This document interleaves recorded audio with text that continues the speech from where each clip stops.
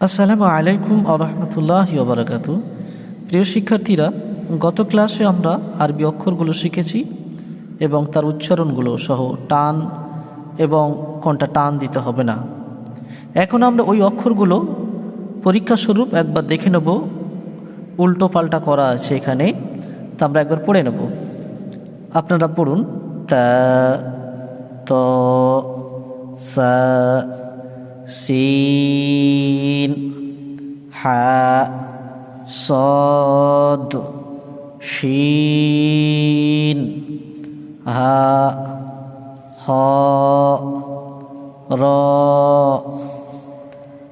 কফ, জাল, জা, দদ, জ, আলিফ, আইন, নুন, বা, জিম, ফা, গইন, ইয়া, মিম, লাম, দাল, কাফ, ওয়াও, হামজা, ইয়া।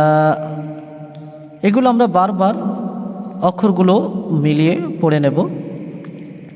তার সঙ্গে আপনারা সঙ্গে একটি নুরানি কায়দা নিয়ে বসবেন, আরও সুবিধা হবে আপনাদের।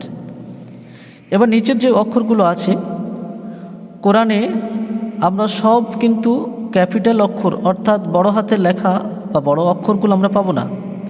সেক্ষেত্রে স্মল বা ছোট অক্ষরগুলো বা যুক্ত অক্ষরগুলো মিলিত হয়ে শব্দ গঠন হয়। তাই এখানে আমরা তার ভাগটি দেখে নেব। যেখানে আলিফ, আলিফ নিচে তার রূপ দেওয়া আছে কীরকমভাবে হবে। এখানে একটা দেখতে পাচ্ছেন ডান দিকে হালকা বাঁকা আছে, আবার একটা দেখতে পাচ্ছেন তরবারির আগার মতো। এই দু ধরনের আলিফই হয়।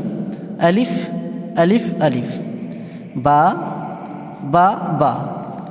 তা, তা, তা, তা।